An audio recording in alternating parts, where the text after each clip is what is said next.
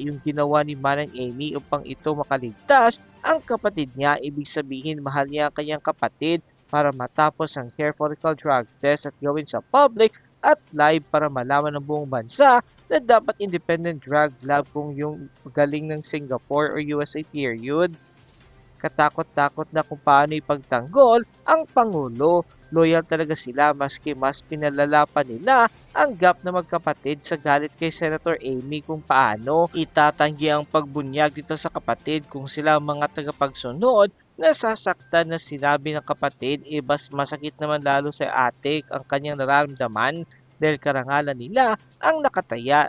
Mas marunong pa kayo sa kapatid na mula lumabas sa sinapupunan ng inay magkasama na. Hindi interes si Amy sa politika sa mga pagbubulgar nito. Pagmamahal ito sa isang kapatid na nalulog na at hindi na tama ang mga ginagawa nito.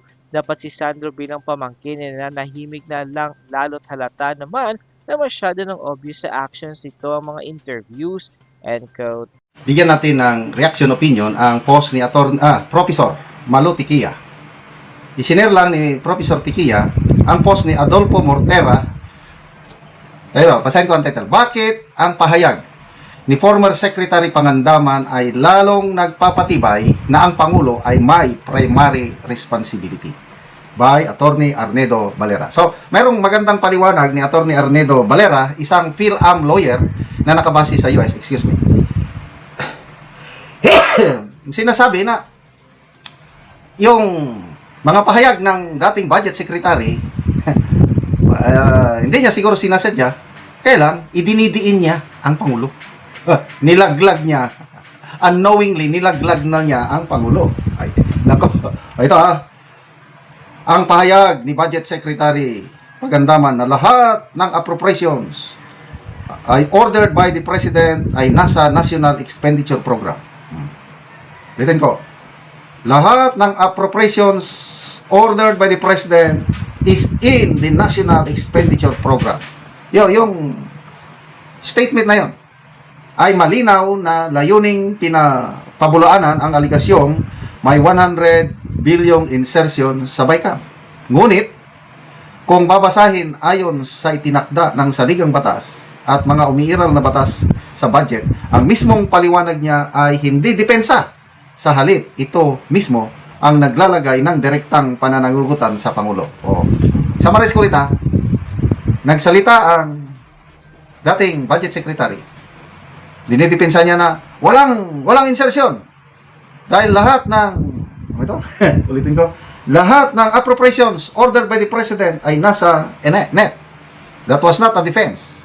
It was an admission na itong nangyayari ngayon, itong mga flood control anomaly, ang primary responsible, ang may pananagutan ay ang Presidente. So, unknowingly, nilaglag niya na ang Pangulo. Napakaganda po ang paliwanag nitong batikang abogadong ito. Napakagaling niyang magpaliwanag, Attorney Arnedo Valera. Isa sang lawyer sa Amerika ang isang pangunahin niyang tinutulungan niya ang mga kababayan nating Pilipino na may mga problema sa immigration. Basta, ang daming problema sa immigration. Siya po ang tumutulong. Talagang napakabait, saludong-saludo ko sa abogadong ito. Ito ang paliwanag. Narito ang isang masusing paliwanag batay sa batas at jurisprudence. Number 1, ang NEP ay hindi dokumento ng DBM. Ito ay dokumento ng Pangulo.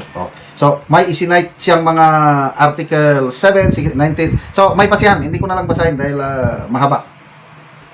Kaya, nang sabihin ni Pangandaman na lahat ng appropriations ay ordered by the President, malinaw na, number 1, ang pinag-uusapang proyekto ay mula sa utos ng Pangulo.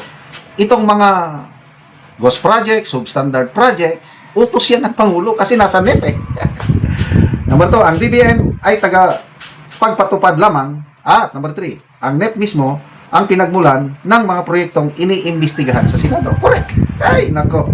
Ang galing. Hindi ito pang-absuelto. Ito ay pag-aamin ng pinagmulan. Doktrina ng Qualified Political Agency. Ang kilos ng kalihim ay kilos ng Pangulo.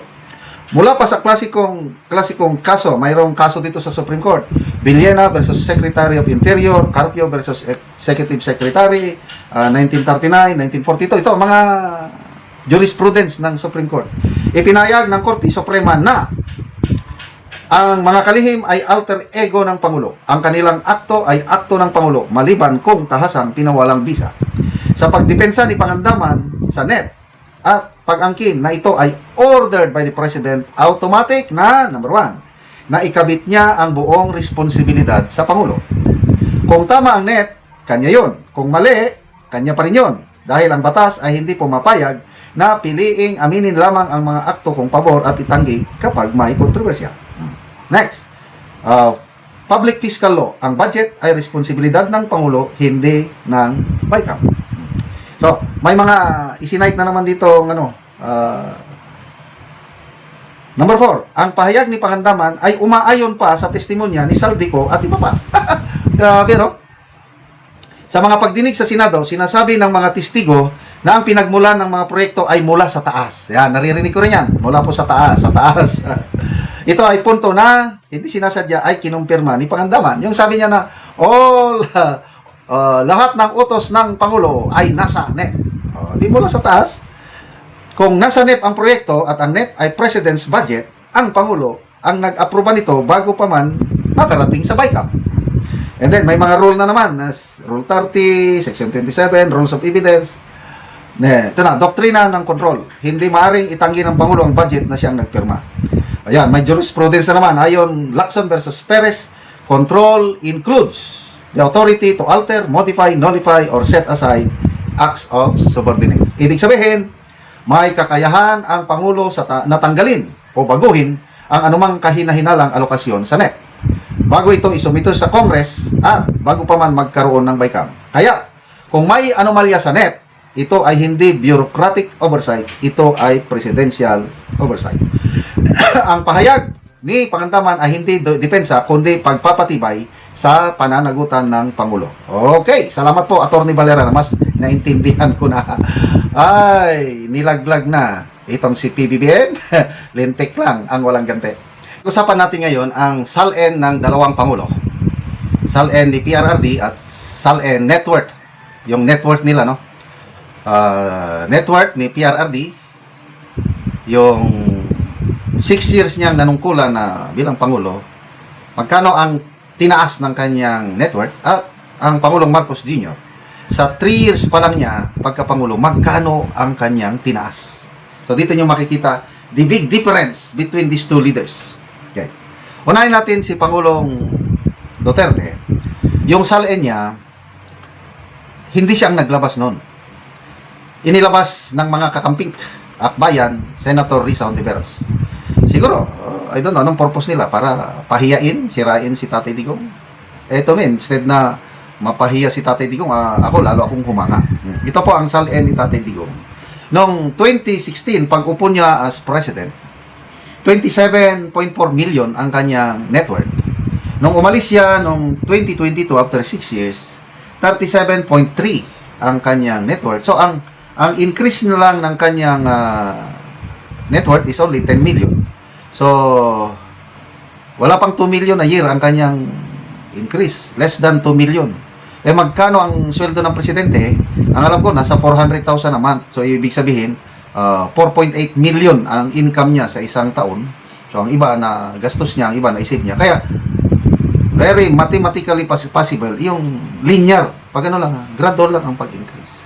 To me, malinis. Okay? Ang presidente, ayaw ng palasyo, nung nandyan pa sino ba yun? E.S. Bersamin, nagsabi niya, hindi pwede. Risk sa national security daw pag i-release mo ang SALN ng Pangulo at ang kanyang cabinet members. Kaya lang, may mga magagaling mag-research. Cuervo Associates, parang ganon, plus JMA 7, meron silang article na sinulat at napag-aralan nila ang increase ng net worth ng Pangulo. Nagsimula nga sila sa noong 2005, at the end of his term as provincial governor ng Ilocos Norte, ang kanyang net worth lang is 79 million noong 2005. After 20 years, tama?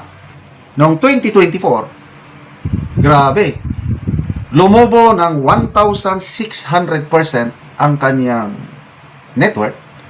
dahil itong as of December 31, 2024, ang kanyang ari-ari net worth is 1.375 billion. Butal lang eh. Butal. Ang net worth ni Tatay Digong is 37 million. Itong kay Juanis, yung butal niya is 375 million. Butal. Nagmukhang pulubi si Tatay Digong kung ikampara mo dito sa kayamanan ni PBBM. Oh, nung 2022, ito, 3 years na increase. Ito, ang basihan ko yung article sinulat ng GMA News Online.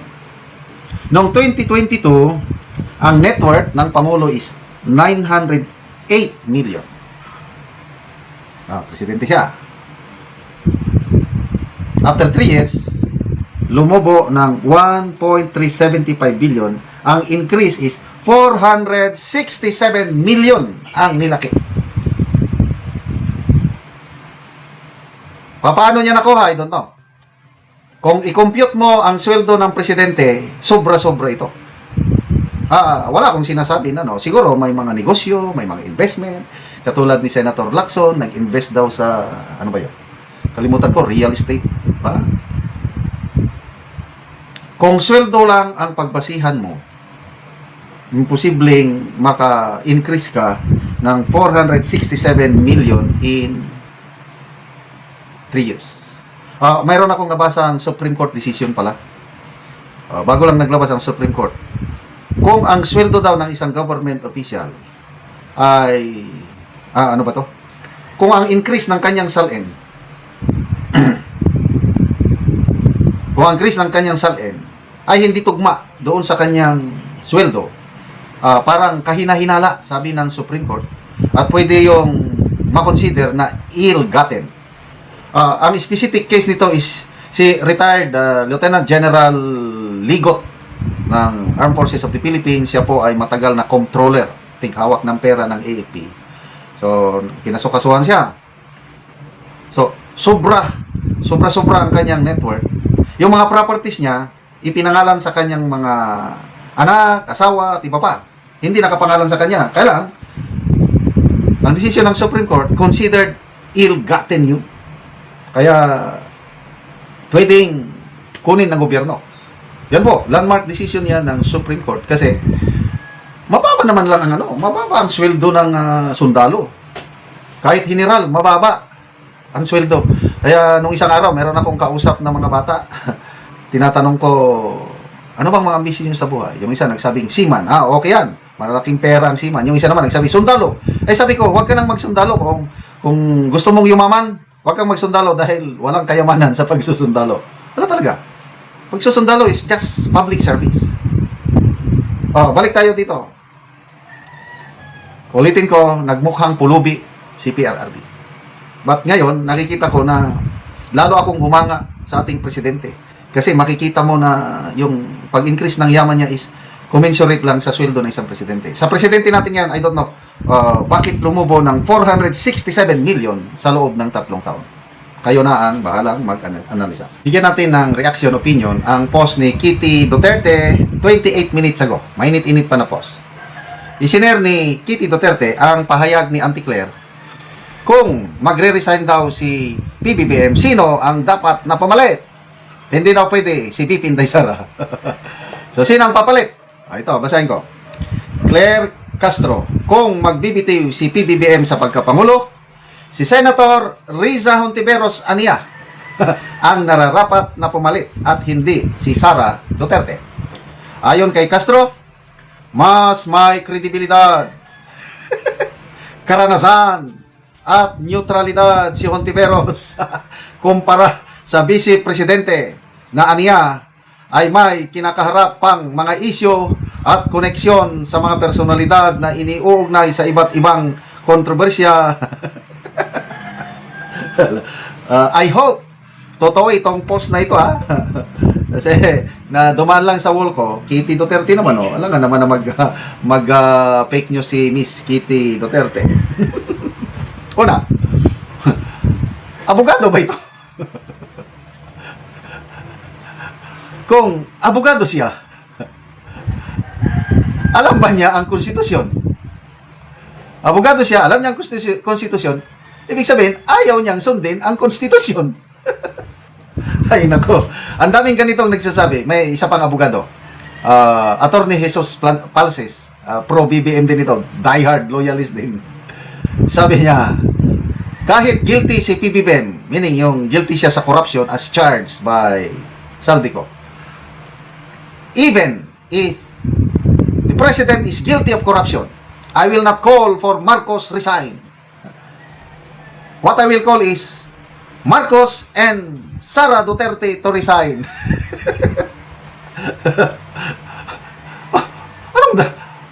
Bakit magre-resign si BP Sara? Si Marcos man ang inaakusan ng talamak na korupsyon.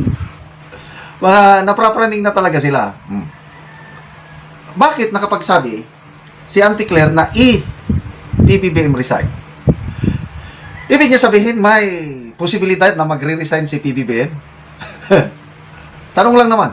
Kasi kung ako ang inyong tatanungin, parang suntok sa buwan na magre-resign si PBBM. Nagsabi na siya na I will never leave this office until I fix this problem. Yung flood control problem. Aayusin niya muna bago alis. Ano pa? Meron pa siyang statement. Mga post lang ito na nababasa ko. I hope these are true statements.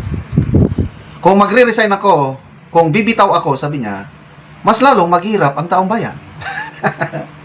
Ano pa? So, opinion ko lang ito. He will never resign. Kasi, nakapagbitiw na siya ng statement na by the time he leaves office in 2028, gusto niya daw may positive changes na nangyari sa buhay ng Pilipino. Yan ang kanyang hangarin. Ang kanyang legacy, walang Pilipinong nagugutom pag alis niya. Wala na talaga ating presidente. Di ba? Ang sarap pakinggan. Walang magugutom na Pilipino. Mr. President, punta ka sa bundok-bundok, sa mga tribo, ang daming nagugutom doon. Sana maging totoo ang iyong pangarap. Kasi sabi niya, in one gathering last month ata, malapit nang matupad ang pangarap ng inyong Pangulo. Ano yon? Yung wala nang magugutom. Sa survey ng SWS, dumarami ang bilang ng pamilyang Pilipino na nagsasabi naka-experience sila ng involuntary hunger. Third quarter, itong September 2025, compared sa second quarter. Nung second quarter, I think 16.1% ang bilang ng mga pamilyang Pilipino na naka-experience ng involuntary hunger. Third quarter, naging 22% na. Tumaas ang bilang ng mga napipilitan na involuntary. Wala talaga silang magawa. So hindi yan magre-resign. Bakit? Nasabi niya, baka sa nakikita niya, magre-resign si PBBM. Punta tayo kay Senator Hontiveros. Mas eksperyensado daw siya. Okay. Karanasan. Si Hontiveros ba, bago siya naging senador, dumaan ba siya sa pagiging mayor? How does he know about governance? Na wala siyang experience. Hindi katulad si VP Sara, nakailang term bang mayor? 2 terms? 6 years siyang naging mayor. Si VP Sara, abogada. Nakapasar pa siya sa Judicial Academy of the Philippines, parang ganun, na hindi lahat ng abogado ay maging judge. Ang isang abogado na nangangarap maging judge, papasar ka muna sa exam. Pag nakapasar ka sa exam, mag-enroll ka sa Judicial Academy of the Philippines, something like that. At kung nakapasar ka doon sa academy, ayun, qualified ka ng maging judge. Si VP Sara, ganyan siya. Abogado ba si Risa Hontiveros? Wala.